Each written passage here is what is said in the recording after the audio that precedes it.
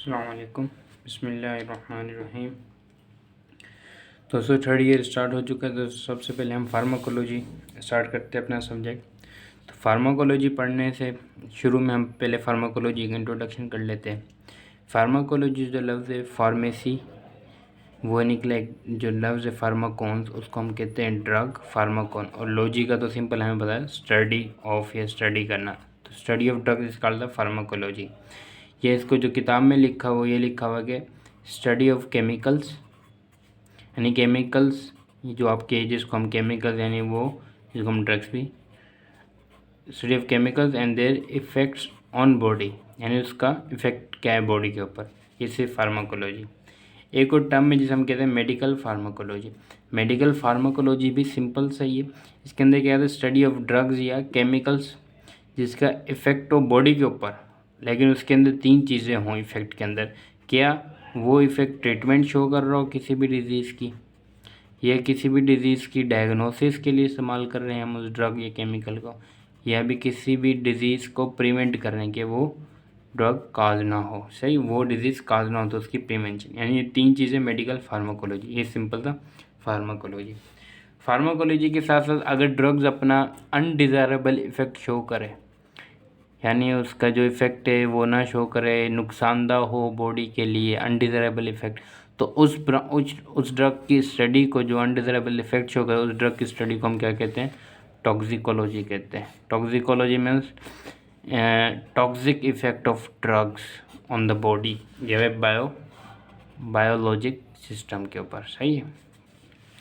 अब फार्माकोलॉजी जो है वो डिवाइड होती है दो के अंदर, फार्माकोकाइनेटिक्स और फार्माकोडायनेमिक्स, सही है।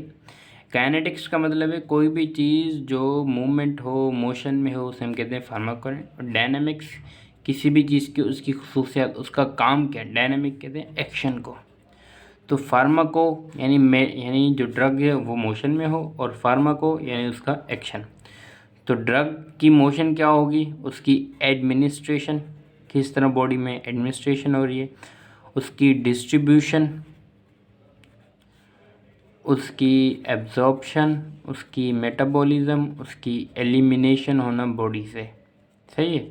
ये सारा आपका किसके अंदर आ रहा है, ये सारा आपका फार्माकोकाइनेटिक्स में आ रहा है। यानी जो आपने ड्रग ली है वो कहाँ से एडमिनिस्ट्रेट हुई है, फिर उसकी डिस्ट्रीब्यूशन, उसकी फिर एब्जॉर्प्शन कैसे हो रही है, फिर वो मेटाबोलाइज कहाँ हो रही है। मेनली मेटाबॉलिज्म जो होती है ड्रग की वो लिवर में होती है, या फिर कुछ जो स्टेप्स होते हैं मेटाबॉलिज्म के वो बाहर भी हो जाते हैं, एडिपोसाइट के अंदर हो जाते हैं, स्किन के अंदर हो जाते हैं, और भी दूसरे एक्स्ट्रा हेपेटिक टिश्यूज हैं उनमें हो जाती है, सही है।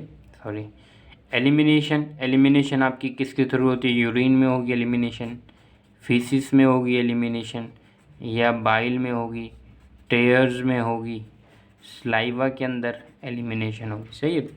अब फार्माकोडायनेमिक्स के अंदर हम सिर्फ दो चीज़ें पढ़ते हैं, एक रिसेप्टर यानी ड्रग ने किसके ऊपर जाके, मॉलिक्यूलर लेवल के ऊपर किसके ऊपर जाके अटैच होना है, और दूसरा इनर्ट बाइंडिंग। इनर्ट बाइंडिंग का क्या मतलब है,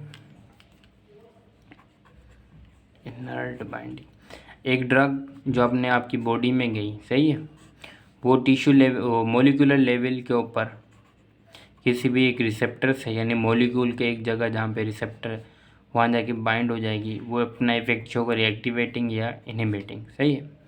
अगर ये हो गया आपका नो रेगुलेटरी मॉलिक्यूल हो जाएगा, क्यों कि वो एक्टिवेट कर रहा है या फिर इनहिबिट। अगर वो नॉन रेगुलेटरी मॉलिक्यूल के ऊपर जाके अगर ड्रग अटैच बाइंड हो जाए, इसके ऊपर लफ्ज़ क्या है, नॉन रेगुलेटरी, ना वो एक्टिवेशन शो करो, ना वो एक्टिवेशन शो कर रहा है, ना वो इनहिबिशन, नॉन रेगुलेटरी।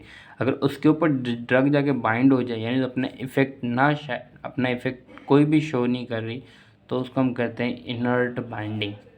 ये भी इस्तेमाल होती है, कोई ड्रग हम लेते हैं ताकि वो इनर्ट बाइंडिंग में जब उसकी ज़रूरत हो वहाँ से वो डी अटैच होकर फिर वो अपना एक्शन शो करे।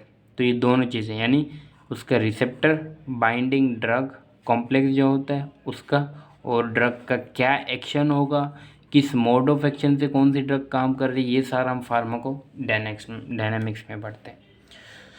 दोस्तों फार्माकोकाइनेटिक्स में से कुछ ऐसी टर्मिनोलॉजी है जो आपकी वाई में पूछी जाती है, पूछते हैं डिस्ट्रीब्यूशन फेज़ क्या है, अब डिस्ट्रीब्यूशन फेज सिंपल सा है। डिस्ट्रीब्यूशन फेज आपका शुरू होता है आपकी एडमिनिस्ट्रेशन से लेके टिश्यू लेवल तक क्या ड्रग का पहुंचना। एडमिनिस्ट्रेशन लेवल क्या है, वो आपका ओरल हो सकता है, इंट्रावीनस हो सकता है, इंट्रामस्कुलर हो सकता है, विजाइना के थ्रू हो सकता है, टिश्यू पैचेस के थ्रू हो सकता है। सही है, ये सारे एडमिनिस्ट्रेशन। अगर हम ओरल ले रहे हैं, अच्छा ये सारी चीज़ें ओरल से, आईवी से, ये सारी जाएंगी आपकी प्लाज्मा में ही जाएंगी। सही है, आपने ओरल से लिया, फिर ईसोफेगस, फिर स्टमक में गया, स्टमक से स्मॉल इंटेस्टाइन से लार्ज इंटेस्टाइन में, यहाँ पे लिवर, यहाँ से आपकी जो पोर्टल वीन होती है वो यहाँ से ड्रग को एब्जॉर्व करवा के और आपकी लिवर को दे देती है।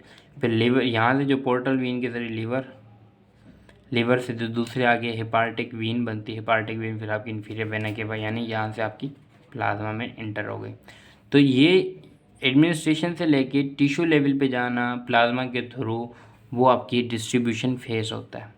एक फेज होता है एब्जॉर्प्शन फेज, यानी उसके अंदर एब्जॉर्प्शन हो रही है। एब्जॉर्प्शन ओरल के थ्रू यहाँ से आपके विलाई के थ्रू ब्लड में आ रही है, ब्लड के थ्रू आपकी टिश्यू लेवल, यानी यहाँ पे जो एब्जॉर्प्शन वाला प्रोसेस है वो आपका एब्जॉर्प्शन फेज के अंदर आ सकता है। आईवी अगर इंजेक्शन के थ्रू हमने ड्रग दी, इंट्रावस्कुलर या इंट्रावीनस या इंट्रा आर्टरीज के थ्रू हमने कोई भी इंजेक्शन लगाया, तो वो प्लाज्मा में जा रहा है, प्लाज्मा से एब्जॉर्ब हो रहा है टिश्यू के अंदर, तो वो सारा टिश्यू एब्जॉर्प्शन में आ जाता है। दोस्तों आज सिर्फ हम यही पढ़ेंगे फार्माकोकाइनेटिक्स, फार्माकोडायनामिक्स। कल से हम आगे और एक्सप्लेनेशन पढ़ेंगे फार्माकोडायनामिक्स और फार्माकोकाइनेटिक्स के लिए। अल्लाह हाफिज़।